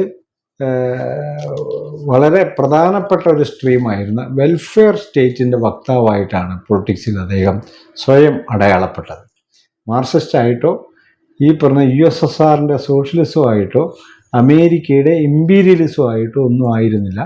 അദ്ദേഹം യൂറോപ്പിൻ്റെ സ്കാൻഡിനേവിയൻ കൺട്രീസ് പിൽക്കാലത്ത് ശരിയെന്ന് തെളിയിച്ച വെൽഫെയർ സ്റ്റേറ്റ് എന്ന് പറയുന്ന സങ്കല്പത്തിലാണ് അദ്ദേഹത്തെ നിലയുറപ്പ്. അതുകൊണ്ട് മാർക്സിസ്റ്റ് വിരുദ്ധനല്ല, മാർക്സിസത്തെ തള്ളിയ ഒരാളാണ്. ഇന്ത്യക്ക് ചേർന്ന് പോകുന്ന ഒരു രാഷ്ട്രീയമല്ല അതിലുള്ളത്. ഇന്ത്യയെ മനസ്സിലാക്കാൻ പറ്റില്ല. അത് അംബേദ്കർ അത് ഉന്നയിക്കുന്നുണ്ട്. ഇപ്പോൾ മിൽത്തൊഴിലാളികൾക്കിടയിൽ ജാതി പ്രശ്നത്തെ അദ്ദേഹം ഉന്നയിക്കുന്നുണ്ട് കമ്മ്യൂണിസ്റ്റുകളുടെ മുന്നിൽ. ഏറ്റവും മോശപ്പെട്ട തൊഴിലുകളാണ് അയിത്തജാതിക്കാർ ചെയ്യുന്നത്. മില്ലിലെ തൊഴിലുകളിൽ ഏറ്റവും ഹീനമായ തൊഴിലിലാണ് അയിത്തജാതിക്കാർ ഉള്ളത്, മുകളിലല്ല എന്ന് അംബേദ്കർ ചൂണ്ടിക്കാണിക്കുന്നുണ്ട്. പ്ലാറ്റ്ഫോം റെയിൽവേയുടെ പ്ലാറ്റ്ഫോം തൊഴിലുകളിൽ നിന്നും അയിത്തജാതിക്കാരെ മാറ്റി നിർത്തിയിരിക്കുന്നു എന്നുള്ള ഗൗരവമായ കാര്യം അദ്ദേഹം ഉന്നയിക്കുന്നുണ്ട്. അപ്പൊ ഇതൊക്കെ എങ്ങനെ പരിഹരിക്കും? ഇത് പരിഹരിക്കാതെ എന്ത് മാർക്സിസം? ഇതാണ് അത് ജാതിയാണ്. അപ്പൊ അതിനെ കൺഫ്രണ്ട് ചെയ്യാൻ പറ്റില്ല. പണിയെടുക്കുന്നവർ മുഴുവൻ തൊഴിലാളികളാണെന്നതും പറഞ്ഞാൽ അംബേദ്കർ അംഗീകരിക്കില്ല. അല്ലെങ്കിൽ മാർക്സിസം ഉയർത്തി കാണിക്കുന്നവര് അതിനൊരു വാദം ഉന്നയിക്കണം. അത് ചെയ്തില്ല. അത് ചെയ്തില്ലെന്ന് മാത്രമല്ല, ഇതിനുശേഷം ഈ ഒരുമിച്ചുള്ള പ്രക്ഷോഭങ്ങൾക്ക് ശേഷം അംബേദ്കറെ മുംബൈയിൽ പരാജയപ്പെടുത്താൻ കോൺഗ്രസുമായി ഐക്യപ്പെട്ടു നിന്ന ഒരു പാരമ്പര്യമാണ് കമ്മ്യൂണിസ്റ്റുകൾക്കുള്ളത്. അല്ല, അംബേദ്കർക്ക് വോട്ട് പോലും കൊടുക്കരുതെന്ന് പറഞ്ഞു കാമ്പയിൻ നടത്തിയിട്ടുണ്ട്. കാമ്പയിൻ, പരസ്യമായ കാമ്പയിൻ തന്നെ നടത്തി. അതുകൊണ്ട് എനിക്ക് ഇതിനെപ്പറ്റി കൂടുതൽ അറിവില്ല. ഈ 370 വകുപ്പ് അനുയോജ്യമല്ലെന്ന് അംബേദ്കർ പറഞ്ഞിട്ടുള്ളതായിട്ട് പറയുന്നുണ്ട്. അതിന്റെ അടിസ്ഥാനം അല്ലെങ്കിൽ അത് എന്താണെന്നുള്ളതെന്ന് പറയാം. 370 വകുപ്പ് അനുയോജ്യമല്ലെന്നല്ല, അത് നടപ്പിലാക്കരുത് തന്നെയാണ്. എന്താണ് അതിനെ കുറിച്ചൊന്ന് പറയാം? അതെ, 370 എന്ന് പറയുന്നത് കാശ്മീരിന് പ്രത്യേക പദവി നൽകുന്ന ഒരു നെഹ്റുവിയൻ കാശ്മീർ പോളിസി എന്നൊക്കെ പിൽക്കാലത്ത് അറിയപ്പെട്ട, മറ്റുള്ള സംസ്ഥാനങ്ങൾക്കില്ലാത്ത പ്രത്യേക പദവി കൊടുത്ത് കാശ്മീരിനെ നമ്മുടെ ഭാഗമാക്കി നിലനിർത്തണമെന്ന് കോൺസ്റ്റിറ്റ്യൂവൻ്റ് അസംബ്ലിയിൽ അത്തരമൊരു പ്രപ്പോസൽ വരികയും പിന്നീട് 54 അത് അംഗീകരിക്കുകയും ചെയ്തു.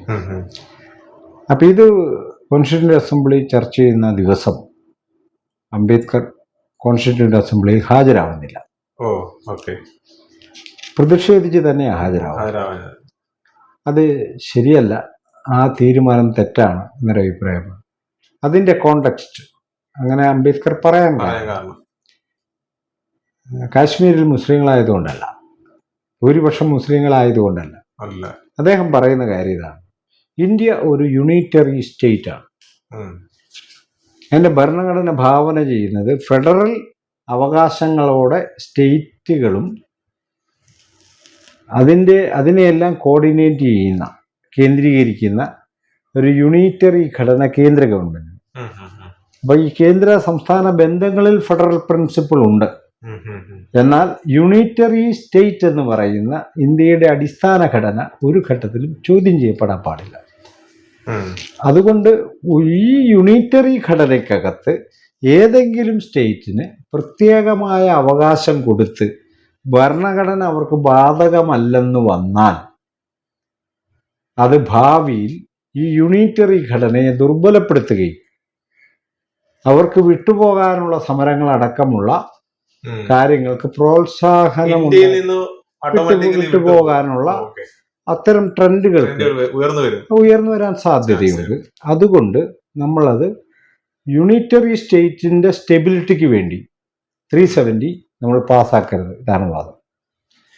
ഇത് വാദിക്കുമ്പം തന്നെ ഈ കാശ്മീർ എന്ന് പറയുന്ന പ്രദേശത്ത് 3 പ്രധാനപ്പെട്ട ജനവിഭാഗങ്ങളുണ്ട്. ഈ ജനവിഭാഗങ്ങൾ തമ്മിൽ സംഘർഷവും പ്രശ്നങ്ങളൊക്കെ ഉണ്ട്. അവിടെ നടക്കുകയാണ്. അതെങ്ങനെ പരിഹരിക്കാം?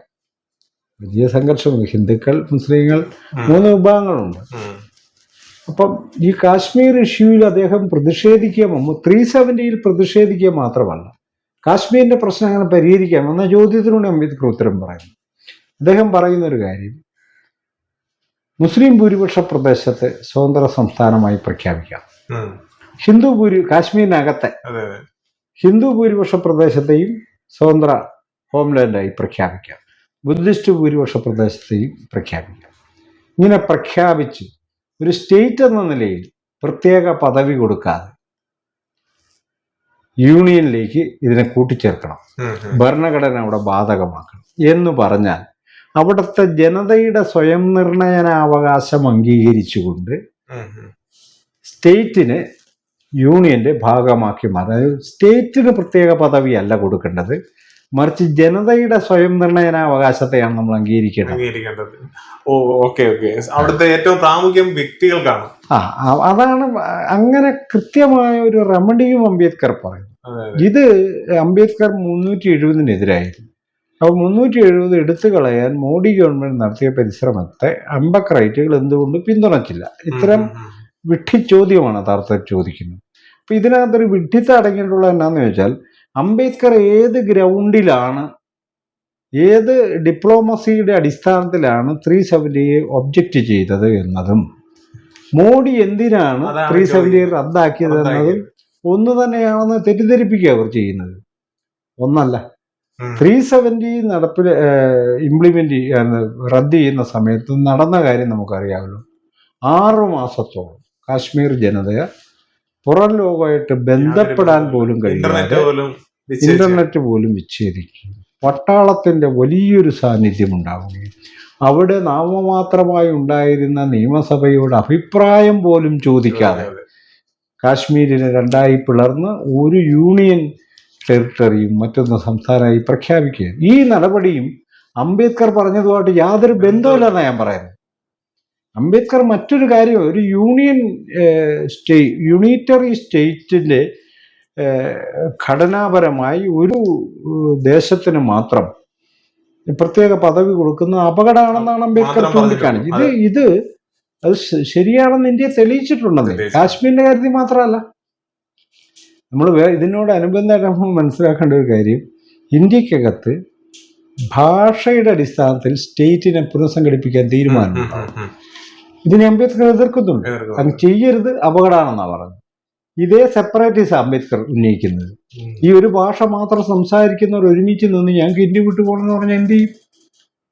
അപ്പൊ അങ്ങനെ ഈ ഭാഷാപരമായ പുനഃസംഘടനയെ അംബേദ്കർ എതിർക്കുന്നുണ്ട്. ഇപ്പൊ പഞ്ചാബിലും ആസാമിലും ഒക്കെ സംഭവിച്ചെന്താ? ഒരു ഭാഷ സംസാരിക്കുന്നവരവര് അവര് സ്വതന്ത്ര ആസാം വേണമെന്ന് അവർ വാദിച്ചത്, സ്വതന്ത്ര പഞ്ചാബ് വേണമെന്നാണ് അവർ വാദിച്ചത്. ഈ സാധ്യതയാണ് അദ്ദേഹം ചൂണ്ടിക്കാണിക്കുന്നത്. ഒരു ഡിപ്ലോമസിയുടെ അടിസ്ഥാനത്തിലാണ് അംബേദ്കർ 370 ഇംപ്ലിമെന്റ് ചെയ്യരുത് എന്ന് പറയുന്നത്. അല്ലാണ്ട് ഇവരുടെ വംശീയ വിദ്വേഷം തീർക്കാനുള്ള കലാപരിപാടി അല്ലത്. സത്യത്തിൽ അത് രാജ്യത്തിന്റെ ഐക്യത്തിന് വേണ്ടി തന്നെയാണ്. അത് ഐക്യത്തിന് വേണ്ടി തന്നെയാണ്, സുസ്ഥിരതയ്ക്ക് വേണ്ടി തന്നെയാണ് അംബേദ്കർ വാദിച്ചത്. അതെ അതെ. പക്ഷെ ഇവരുടെയൊക്കെ തലച്ചോറിനുള്ളില് രാമനെ പ്രാർത്ഥിക്കുന്നതിൽ മാത്രമേ രാജ്യം നിലനിൽക്കൂ എന്നുള്ള ഒരു ചിന്തയാണ് അവർ വളർത്തിക്കൊണ്ട് വരുന്നത്. എത്രമാത്രം പ്രസക്തമാണെന്നുള്ളത് അല്ലാതെ അവര് തീരുമാനിക്കട്ടെ. ഒരു ഒറ്റ ചോദ്യം കൂടെ ഉള്ളു സാർ.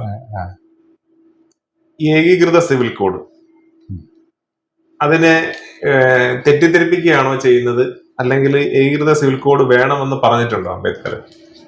ഏകീകൃത സിവിൽ കോഡിനെ കുറിച്ചുള്ള ഡിസ്കഷൻ അത് ഭാവിയിൽ അതെ, ഭാവിയിൽ ഒരു രാഷ്ട്രം ഒരു ഏകീകൃതമായ ഒരു സിവിൽ കോഡിലേക്ക് വരുന്നതിനകത്ത് തകരാറില്ല എന്ന് തന്നെ വിചാരിച്ച ഒരാളാണ് അംബേദ്കർ. ഹിന്ദുക്കൾക്കിടയിൽ ഏകീകൃതമായ ഒരു സിവിൽ കോഡിന് വേണ്ടി Hindu civil code, Hindu code ബില്ലെന്ന് പറഞ്ഞ സംഭവം അതാ. അപ്പൊ അതിനകത്ത് ഏകീകൃതമായ ഒരു സിവിൽ കോഡ് ഉണ്ടാവുകയും സ്ത്രീ പുരുഷ തുല്യത ഉറപ്പുവരുത്തുകയും ചെയ്യുന്ന ഒരു ബില്ല് അദ്ദേഹം മുന്നോട്ട് വെക്കുന്നു. അപ്പൊ ഏകീകൃത സിവിൽ കോഡിന് അംബേദ്കർ അനുകൂലമായിരുന്നു. അതുകൊണ്ട് ഏകീകൃത സിവിൽ കോഡ് നടപ്പിലാക്കണമെന്ന് ഇവർ വാദിക്കുമ്പോൾ തിരിച്ചു ചോദിക്കാനുള്ള ഒരു ചോദ്യം, ഈ ഏകീകൃതമായ ഹിന്ദു കോഡ് ബില്ല് എന്തുകൊണ്ടാണ് പാർലമെന്റിൽ പരാജയപ്പെട്ടതെന്നുള്ളത്, പാസ്സാക്കാതിരുന്നത് എന്തുകൊണ്ടാണ്? അപ്പോ ഇവരുടെ ലക്ഷ്യമെന്ന് പറയുന്നത് ഏകീകൃത സിവിൽ കോഡല്ല. അംബേദ്കർ സിവിൽ കോഡിന് അനുകൂലമായിരുന്നു. അത് ഏകീകൃതമായ ഒരു സിവിൽ കോഡ് ഹിന്ദുക്കൾക്കിടയിൽ ഉണ്ടാവണമെന്നും സ്ത്രീകൾക്ക് തുല്യത, സ്വത്തവകാശം, വിവാഹമോചനം എന്നിവയിലൊരു ഏകീകൃതമായ ഒരു സംവിധാനം ഉണ്ടാകണമെന്ന് പറഞ്ഞൊരു ബില്ല് അവതരിപ്പിച്ചപ്പോൾ ആ ബില്ലിനെ ഇന്ത്യൻ നാഷണൽ കോൺഗ്രസിലെ തന്നെ ഹിന്ദുത്വവാദികളാണ് അതിനെതിരെ രംഗത്ത് വന്നത്. അപ്പൊ അന്ന് നെഹ്റു നിശബ്ദനായിരുന്നു. ഇപ്പൊ നെഹ്റു മുൻകൈ എടുത്താണ് ഡോക്ടർ BR അംബേദ്കറിന്റെ നേതൃത്വത്തിൽ ഒരു കമ്മിറ്റി ഉണ്ടാക്കി ഈ ഏകീകൃത സിവിൽ ഈ ഹിന്ദു കോഡ് ബില്ലിന്റെ രൂപരേഖ തയ്യാറാക്കുന്നു. അപ്പൊ ക്യാബിനറ്റ് കൂടുമ്പോൾ ഈ ബില്ല് അവതരിപ്പിച്ചാൽ ഹിന്ദു കൂട്ടുകുടുംബങ്ങൾ തകർന്നു പോകുമെന്ന് വേവലാതിപ്പെട്ടത് പട്ടേലാണ്, ആഭ്യന്തരമന്ത്രി പട്ടേലാണ്. ഹിന്ദു സമൂഹത്തെ തകർക്കുന്നതാണ് ഈ ബിൽ എന്ന് പറഞ്ഞാൽ സ്ത്രീകൾക്ക് തുല്യാവകാശം കൊടുത്താൽ നശിച്ചു പോകുമെന്ന് പറഞ്ഞ ഒരാളാണ്. അപ്പൊ അങ്ങനെ അതുകൊണ്ട് ഈ ബില്ല് അവതരിപ്പിച്ചാൽ നമ്മുടെ അധികാരം തന്നെ നഷ്ടപ്പെടുന്ന സ്ഥിതിയിലേക്ക് കാര്യങ്ങൾ അധികാരത്തിൽ വരും എന്നുള്ള. ഇനി പിന്നീട് ഈ ബില്ല് അവതരിപ്പിക്കുന്നു, ചർച്ച നടക്കുന്നു. അപ്പൊ എല്ലാവിധ പ്രോത്സാഹനങ്ങളോടെയും നെഹ്റു കൂടെയുണ്ട്, അംബേദ്കറിന്റെ കൂടെയുണ്ട്, ധൈര്യമായിട്ട് അവതരിപ്പിക്കുകയാണ്. അപ്പം അതിനെതിരെ വലിയ വികാരപ്രകടനം ഉണ്ടാകുമ്പോൾ നെഹ്റു നിശബ്ദനായി പ്രൈം മിനിസ്റ്ററുടെ കസേരയിലിരിക്കുക. അന്ന് നെഹ്റുവിനെ ചൂണ്ടി അംബേദ്കർ പറയുന്നൊരു വാക്യമുണ്ട്, ലോകത്തിലെ ഒരുപക്ഷെ പരാജയപ്പെട്ട ഒരു പ്രധാനമന്ത്രിയാണ് പണ്ഡിറ്റ് ജവഹർലാൽ നെഹ്റു എന്ന് പറയുന്നത്. പരാജയപ്പെട്ട പ്രധാനമന്ത്രി എന്നാണ്. അപ്പോൾ ഇത് നമ്മുടെ കോൺസ്റ്റിറ്റ്യൂവൻ്റ് അസംബ്ലിയിൽ ചർച്ചയായി. രാജ്യത്തിന് പൊതുവായ ഒരു സിവിൽ കോഡ് ആവശ്യമുണ്ടെന്നുള്ള അഭിപ്രായത്തിന് മുൻതൂക്കം കിട്ടുന്നു. ഇന്ത്യൻ ഭരണഘടനയുടെ ഡയറക്റ്റീവ് പ്രിൻസിപ്പിൾസ് ഓഫ് സ്റ്റേറ്റ് പോളിസിയിലാണ് എന്ന് പറയുന്ന നിർദ്ദേശക തത്വങ്ങൾ എന്ന് പറഞ്ഞാൽ രാജ്യത്തിൻ്റെ അഭിലാഷങ്ങൾ, നിയമമല്ല അത്, വേണേ നിയമമാക്കാം, അത്രയേ ഉള്ളൂ. അതിലാണ് ഈ ഏകീകൃത സിവിൽ കോഡ് എന്ന് പറയുന്ന സംഭവം. ഇന്ത്യ പോലെ ഡൈവേഴ്സിഫൈഡ് ആയിട്ടുള്ള ഒരു സ്ഥലത്ത് ഇത് ഏതെങ്കിലും ബാഹ്യശക്തിയാൽ അടിച്ചേൽപ്പിക്കപ്പെടാവുന്ന ഒരു കാര്യമല്ല ഏകീകൃത സിവിൽ കോഡ് എന്ന് പറയുന്ന ഒരു കാര്യം. അല്ലാതെ അംബേദ്കർ ഏകീകൃത സിവിൽ കോഡിന് വേണ്ടി ഇന്ത്യ എന്നും പ്രാപ്തമാകുന്നു, അതാണ് ഭാവി എന്ന് പറയുമ്പോൾ അല്ലേ. അപ്പൊ ജനതയ്ക്ക് സമ്മതമാണെങ്കിൽ ഏകീകൃത സിവിൽ കോഡിലേക്ക് പോകാന്നേ. അതല്ല നമ്മൾ പുറത്തുനിന്ന് ഭരണകൂടം അടിച്ചേൽപ്പിക്കേണ്ട ഒരു കാര്യമല്ല. ഭരണകൂടത്തിന് അടിച്ചേൽപ്പിക്കാൻ ഒരു കാര്യമേ ക്രിമിനൽ ലോ മാത്രമേ പറ്റത്തുള്ളൂ. അല്ല, നമ്മള് ആത്യന്തികമായി ബാബാസാഹേബിനെ പഠിക്കുമ്പോൾ നിയമപരമായിട്ട് എന്തും സാധ്യമാകുന്നതിന് മാത്രമേ അദ്ദേഹം നിലകൊണ്ടിട്ടുള്ളൂ എന്നുള്ളത് നമുക്ക് മനസ്സിലാക്കാൻ കഴിയും. അല്ലാതെ അദ്ദേഹം വ്യക്തിപരമായി എന്തിനെങ്കിലും എതിരെ സമരം ചെയ്തിട്ടുള്ള എന്തെങ്കിലും ചരിത്രത്തിൽ പറയാനുണ്ടോ? സമരങ്ങളുടെ ഒരു വലിയ സമരം എന്ന് പറഞ്ഞാല് സമരമുഖങ്ങളില് തീർച്ചയായിട്ടും അല്ല, അത് എന്തെങ്കിലും എന്തിനെ ചൊല്ലിയാണ് അത് പ്രസക്തമാക്കുന്ന? ഞാൻ നേരത്തെ പറഞ്ഞല്ലേ, മഹാരാഷ്ട്രയിൽ നടന്ന വാദാൻ ഭൂമിക്കെതിരെയുള്ള സമരം 10,000 പങ്കെടുത്ത നിരവധി സമരങ്ങളിലൂടെ കടന്നു വന്ന് മുംബൈ അസംബ്ലി രൂപം കൊള്ളുന്ന ഘട്ടത്തിൽ ILP രൂപീകരിച്ച് അവിടെ 17 പേരെ സ്ഥാനാർത്ഥികളാക്കി 14 പേര് ജയിക്കുകയും ചെയ്തിട്ട് അദ്ദേഹം അവിടെ ഈ വാദാൻ ഭൂമിയുടെ ഒരു ബില്ല് അവതരിപ്പിക്കുന്നുണ്ട്. ഒരു സമരത്തിൽ നിന്നാണ് ആ സംഭവം രൂപപ്പെട്ടു വരുന്നത്.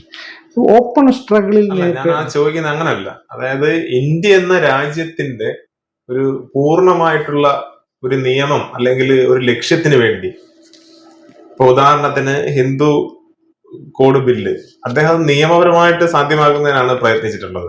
അതുപോലെ തന്നെ ഇന്ത്യ വിഭജനം അദ്ദേഹത്തിന് പേഴ്സണലി അദ്ദേഹത്തിന് അതിന്റെ നിയമപരമായിട്ടുള്ള വശങ്ങളെ കുറിച്ചാണ് അദ്ദേഹം സംസാരിക്കുന്നത് മുഴുവൻ.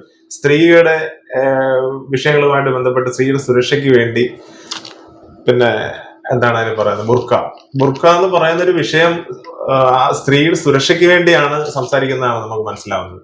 അപ്പൊ ഓവറോൾ നമ്മൾ പരിശോധിക്കുന്ന അല്ലെങ്കിൽ മനസ്സിലാക്കാൻ കഴിയുന്ന ഒരു കാര്യം എന്ന് പറയുന്നത് അദ്ദേഹം ഒരിക്കലും ജനാധിപത്യ വിരുദ്ധമായിട്ടുള്ള ഒരു നിലപാട് സ്വീകരിച്ചിട്ടില്ല എന്ന് തന്നെയാണ് നമുക്ക് പറയാൻ പറ്റുക. ഇത് അംബേദ്കറിന്റെ ഒരു സോഷ്യൽ അപ്രോച്ചിനെ നമ്മൾ വേറൊരു ആംഗിളിൽ കൂടി കാണേണ്ടതുണ്ട്. അംബേദ്കർ അവകാശങ്ങൾ, ഒരു ജനതയുടെ അവകാശങ്ങൾ ഉയർത്തിപ്പിടിക്കുക മാത്രമല്ല ചെയ്തിട്ടുള്ളൂ, അല്ലേ? അദ്ദേഹം എപ്പോഴും അവകാശങ്ങൾ നിയമമാകാത്തിടത്തോളം യൂസ്ലെസ് ആണെന്ന് വിചാരിച്ചിട്ടാണ്. അതുകൊണ്ട് ഏത് ചെറിയ അവകാശത്തെയും ഏത് വലിയ അവകാശത്തെയും നിയമവൽക്കരിക്കാൻ കഴിയുമോ എന്നുള്ളതാണ് അംബേദ്കറിന്റെ പ്രാക്ടീസ്. അംബേദ്കർ പ്രാക്ടീസ് അതാണ്. അതുകൊണ്ട് ഓരോന്നും അദ്ദേഹം നിയമമാക്കിക്കൊണ്ടിരുന്നു. അതുകൊണ്ട് ഇന്ത്യ കണ്ടതിൽ വെച്ച് ഏറ്റവും വലിയൊരു ഡിപ്ലോമാറ്റിക് മൈൻഡുള്ള ഒരാളാണ് ഡോക്ടർ BR അംബേദ്കർ. നമ്മളൊരു കാര്യം മനസ്സിലാക്കണം, ഈ വട്ടമേശ സമ്മേളനത്തിൽ ഏതാണ്ട് 9ഓളം സബ് കമ്മിറ്റികളുണ്ടായിരുന്നു. അതിനകത്ത് 8 എണ്ണത്തിലും ഡോക്ടർ അംബേദ്കർ മെമ്പറായി. ആ കമ്മിറ്റിയിലെ മറ്റംഗങ്ങൾ അംബേദ്കറുടെ സേവനം ആവശ്യപ്പെടുന്ന വിധം, എന്നാൽ ഇത്തരം കാര്യങ്ങളെ കുറിച്ച് ധാരണയുള്ള ഒരാൾ അദ്ദേഹത്തിനെ പറ്റുള്ളൂ എന്നുള്ളതാണ്. ഗാന്ധി അവിടെ വട്ടമേശ സമ്മേളനത്തിൽ ആദ്യം ബഹിഷ്കരിച്ചു, പിന്നെ പോയി പങ്കെടുത്തിട്ട് തിരിച്ചു വന്നപ്പോൾ അംബേദ്കർ ഗാന്ധിയെ വിശേഷിപ്പിക്കുന്നൊരു പദമുണ്ട്, പരാജയപ്പെട്ട രാഷ്ട്രതന്ത്രജ്ഞൻ. അങ്ങനെ ഗാന്ധിക്ക് ഉത്തരവൊന്നും ഇല്ലായിരുന്നു അവിടെ. ഗാന്ധി ഞാനാണ്, ഇപ്പൊ RSSകാർ പറയുന്നത് ഞാനാണ് ഇന്ത്യയുടെ പ്രതിനിധി എന്ന് പറയുന്നല്ലാതെ. അപ്പൊ അംബേദ്കർ ചോദിക്കുന്നുണ്ട്, ഞാനും രാജയും ഡിപ്രസ് ക്ലാസിന്റെ പ്രതിനിധികൾ, ക്രിസ്ത്യാനികൾക്ക് ഇവിടെ പ്രതിനിധി വന്നിട്ടുണ്ട്, ഇന്ത്യയിലെ വെള്ളക്കാരുടെ പ്രതിനിധികൾ, സിഖുകാരുടെ പ്രതിനിധികൾ, മുസ്ലിങ്ങളുടെ പ്രതിനിധികൾ എല്ലാം ഇവിടെ ഉണ്ട്, പിന്നെ നിങ്ങൾ ഏത് ഇന്ത്യക്കാരുടെ പ്രതിനിധിയാണെന്ന് ചോദിക്കുന്നുണ്ട്. ഞാൻ പറഞ്ഞു പക്ഷെ പുള്ളി വിട്ടുകൊടുക്കുന്നില്ല, നിങ്ങൾ റഫറൻഡം നടത്തിക്കൂ, എനിക്കായിരിക്കും കൂടുതൽ വോട്ട് കിട്ടുന്നത്. ഇതൊന്നും അല്ലല്ലോ പ്രശ്നം, ഇതൊന്നും അല്ലല്ലോ. അപ്പോൾ ഈ കമ്മ്യൂണൽ ഡെഡ്ലോക്കിനൊരു പരിഹാരം ഉണ്ടാക്കാനായിട്ടുള്ള കമ്മിറ്റി ഉണ്ടാവുകയും അത് പലവട്ടം പരാജയപ്പെടുകയും വീണ്ടും ചർച്ച ചെയ്യുകയും അങ്ങനെ ഡിപ്ലോമസിയുടെ വലിയൊരു പ്രാക്ടീസിൻ്റെ ഒരു ലോകം ഡോക്ടർ BR അംബേദ്കറുടെ ജീവിതത്തിലുണ്ട്. ഇപ്പം ലോയറിങ് റൈറ്റ് എന്ന് പറയാം, എന്ന് പറഞ്ഞാൽ അവകാശങ്ങളെ നിയമവൽക്കരിച്ച് നിലനിർത്തുക. അംബേദ്കറിന്റെ ഒരു അപ്രോച്ചാണ്. അതുകൊണ്ടാണ് ലോകത്തിന് നിയമം എന്ന് പറയുന്നത് ഇന്ത്യക്ക് മാത്രം ബാധകമാവുന്ന കാര്യമല്ല. അതുകൊണ്ടാണ് ഈ ലോകം മുഴുവൻ അദ്ദേഹത്തിനെ ഫോളോ ചെയ്യുന്നത്. അതെ ഇത് ഞാൻ പറഞ്ഞ അൺടച്ചബിലിറ്റിയെ ബാൻ ചെയ്യുന്ന ഒരു വകുപ്പ് 17ാമത്തെ വകുപ്പ് ഇന്ത്യൻ ഭരണഘടന. അൺടച്ചബിലിറ്റിയെ ഒരു ക്രൈമായി പ്രഖ്യാപിക്കാൻ അദ്ദേഹത്തിന്റെ ഏറ്റവും വലിയ ഒരു വാല്യൂ അവിടെയാണ്. അതെ അപ്പൊ അത് ക്രൈമായി പ്രഖ്യാപിച്ചത് കൊണ്ടാണ് പിൽക്കാലത്ത് ഒരു സിവിൽ റൈറ്റിന്റെ ഒരു ആക്ട് ഉണ്ടാകുന്നു. അത് അപര്യാപ്തമാണെന്ന് മനസ്സിലാക്കുമ്പോൾ SC/ST അട്രോസിറ്റീസ് ആക്ട് എന്നത് വേറൊരു സാധനം. ഈ അടിസ്ഥാന 17ാം വകുപ്പ് ഇല്ലെങ്കിൽ ഈ നിയമമൊന്നും ഉണ്ടാകാൻ പോകുന്നില്ല. ഇതാണ് അതിന്റെ ഇംപ്ലിക്കേഷൻ. അപ്പൊ ആ നിലക്ക് മറ്റുള്ള ഡിപ്ലോമാറ്റുകളിൽ നിന്നും ഇന്ത്യക്കകത്ത് രാഷ്ട്രീയക്കാരിൽ നിന്നും വ്യത്യസ്തമായ ഒരു ലോകദർശനം, രാഷ്ട്രദർശനം, മനുഷ്യാവകാശത്തെ സംബന്ധിച്ച സങ്കല്പം, അതെങ്ങനെ പ്രൊട്ടക്റ്റ് ചെയ്യാം, അതെങ്ങനെ വിപുലപ്പെടുത്താം തുടങ്ങിയവയെ സംബന്ധിച്ച സങ്കല്പങ്ങളൊക്കെ ഉൾക്കൊള്ളുന്ന ഒരു വലിയ ക്രിയേറ്റീവ് മൈൻഡാണ് അംബേദ്കറുടേത്. നമ്മളത് അങ്ങനെ ഇപ്പോൾ നേരത്തെ ഇവിടെ പറഞ്ഞത് നമ്മളെന്തോ അംബേദ്കറെ ജാതിയുടെ ഒരാളായിട്ട് ചുരുക്കിയെടുക്കുന്ന കാര്യമല്ല. അംബേദ്കർക്ക് ഒരു സ്ഥലമേ കേരളം പോലൊരു സ്ഥലത്ത് ഉണ്ടായിരുന്നില്ല. അംബേദ്കറെ കുറിച്ച് പറയുന്നവരെല്ലാം ജാതിവാദികളാണെന്ന് പറഞ്ഞ കേരളത്തെ മാറ്റിയെടുത്തത് ഈ ജാതിവാദികൾ തന്നെയാണ്, സംശയമൊന്നുമില്ല കാര്യം. ഇപ്പൊ അംബേദ്കറെ കുറിച്ച് എല്ലാവരും പറയുന്നുണ്ട്. 80കളിൽ അംബേദ്കറെ കുറിച്ച് പറഞ്ഞു എന്ന കാരണത്താൽ ആക്രമണം നേരിട്ട മനുഷ്യനുള്ള സ്ഥലമാണ് കേരളം. അതെ KDPയുടെ പ്രവർത്തകരൊക്കെ നേരിട്ട് സംഘർഷത്തിലേർപ്പെട്ട് എത്രയോ കേസുകൾ അവർ നടത്തേണ്ടി വന്നിട്ടുണ്ട്. ഇപ്പോഴും ഒരു KDP പ്രവർത്തകർ 1-2 പേർ ഇപ്പോൾ ജയിൽ വാസം അനുഷ്ഠിക്കുന്നു. അംബേദ്കറെ കുറിച്ച് പറയുന്നുള്ള മാത്രം കാരണം, വേറെ കാരണമൊന്നുമില്ല. പക്ഷെ ആ ഒരു അംബേദ്കറിസത്തിന്റെ കേരളത്തിലെ ആ ഒരു കാരവാനെ ഈ നിലയിൽ എത്തിച്ചതില് കേരള രാഷ്ട്രീയത്തിന് യാതൊരു പങ്കുമില്ല. ഒരു പങ്കുമില്ല, ഒരു തടസ്സം മാത്രമേ സൃഷ്ടിച്ചിട്ടുള്ളൂ. മറ്റു സംസ്ഥാനങ്ങളെ അപേക്ഷിച്ച് നോക്കിക്കഴിഞ്ഞാല് അംബേദ്കറിസത്തെ എങ്ങനെ വായിക്കണമെന്ന് പറയാൻ പോലുമുള്ള ത്രാണി കേരളത്തിലെ രാഷ്ട്രീയത്തിന് ഇല്ല എന്ന് തന്നെ നമുക്ക് പറയേണ്ടി വരും. അതെ, അതിനകത്തുള്ള ഒരു പ്രധാന സംഗതിയാണ് കേരളത്തിൻ്റെ ഒരു സമൂഹ മനസ്സ്. നമ്മൾ അടുത്ത് നിന്ന് പരിശോധിക്കുമ്പോൾ കേരളത്തിലെ ബുദ്ധിജീവികൾ, കേരളത്തിലെ എഴുത്തുകാർ, കേരളത്തിലെ സാധാരണ മനുഷ്യർ, അവരെ ഒക്കെ നമ്മൾ അടുത്ത് പരിശോധിക്കുമ്പോൾ മനസ്സിലാക്കി എല്ലാ ചോദ്യത്തിനും ഉത്തരമുള്ളവരാണ് മലയാളികൾ. തീർച്ചയായും ഉത്തരമില്ലാത്ത മലയാളിയെ കണ്ടുകിട്ടാൻ ബുദ്ധിമുട്ടാണ്. മാർക്സിസം പോലെ എല്ലാ ചോദ്യത്തിനും ഉത്തരമുള്ള ഒരു വലിയ സിദ്ധാന്തം തലയ്ക്കകത്ത് വെച്ചുകൊണ്ട് നടക്കുന്നവരാണ് മലയാളികൾ. പിന്നെ അംബേദ്കറിന്റെ ആവശ്യമില്ല, അംബേദ്കറിന്റെ നല്ല വേറെ ആരുടെ ആവശ്യമില്ല. ഈ അന്ധവിശ്വാസത്തിലാണ് ജീവിക്കുന്നത്. അന്നേരമാണ് നമ്മൾ ഈ ദളിതർ അംബേദ്കറേയും ചുമന്നുകൊണ്ട് വരുന്നത്. അപ്പൊ അതിനെ പ്രതിരോധിക്കുക എന്നുള്ള അംബേദ്കർ എന്ന് പറയുന്നത് EMSന്റെ സ്വാതന്ത്ര്യ സമര ചരിത്രത്തെ കുറിച്ചുള്ള പുസ്തകത്തിൽ അംബേദ്കർ ബ്രിട്ടീഷ് ചാരരാണെന്ന് വ്യക്തമായി എഴുതിയിട്ടുണ്ട് അദ്ദേഹം. അതൊരു നാഷണലിസ്റ്റ് ലോജിക്കാണ്, ഒരു ദേശീയ യുക്തിയാണ്. ഈ ദേശീയ സമരത്തിൽ ദേശീയ പ്രസ്ഥാനം പറയുന്നത് പോലെ പങ്കെടുക്കാത്തവരെല്ലാം ദേശവിരുദ്ധരാണെന്ന് പറയുന്ന ഒരു ദേശീയതാ യുക്തിയാണത്. ഇത് തന്നെയാണ് ഇതിന്റെ ഒരു തീവ്ര രൂപമാണ് RSS പ്രയോഗിക്കുന്നത്. അവർ പറയുന്നത് കേൾക്കാത്തവരെല്ലാം ദേശവിരുദ്ധരാണെന്ന് പറയുന്ന ഒരു സംഭവം, കേരള വിരുദ്ധം. അതെ, അങ്ങനെയായി മാറുകയാണ്. അപ്പോ വീഡിയോ ഇവിടെ വൈൻഡപ്പ് ചെയ്യാണ്. പറയാനായിട്ട് ഏറെയുണ്ട് അംബേദ്കറെ കുറിച്ച്. ഒരുപക്ഷെ സാറിന്റെ അടുത്ത് ചോദിച്ചാൽ ഉത്തരങ്ങൾ വന്നുകൊണ്ടിരിക്കുമെന്ന് എനിക്കറിയാം. എങ്കിലും കൂടുതൽ നീട്ടിക്കൊണ്ട് പോകുന്നില്ല. ഹോർത്തോസ് എന്ന ഈ പരിപാടിയായിട്ട് ബന്ധപ്പെട്ട RSS കേരളത്തിൽ പ്രചരിപ്പിക്കുന്ന ചോദ്യങ്ങൾക്കെല്ലാം ഒരുവിധം നിങ്ങളുമായിട്ട് അതിന്റെ ഉത്തരം സാറിന്റെ കയ്യിൽ നിന്ന് നേടാൻ കഴിഞ്ഞു എന്നാണ് ഞാൻ കരുതുന്നത്. എല്ലാവർക്കും നന്ദി, നമസ്കാരം.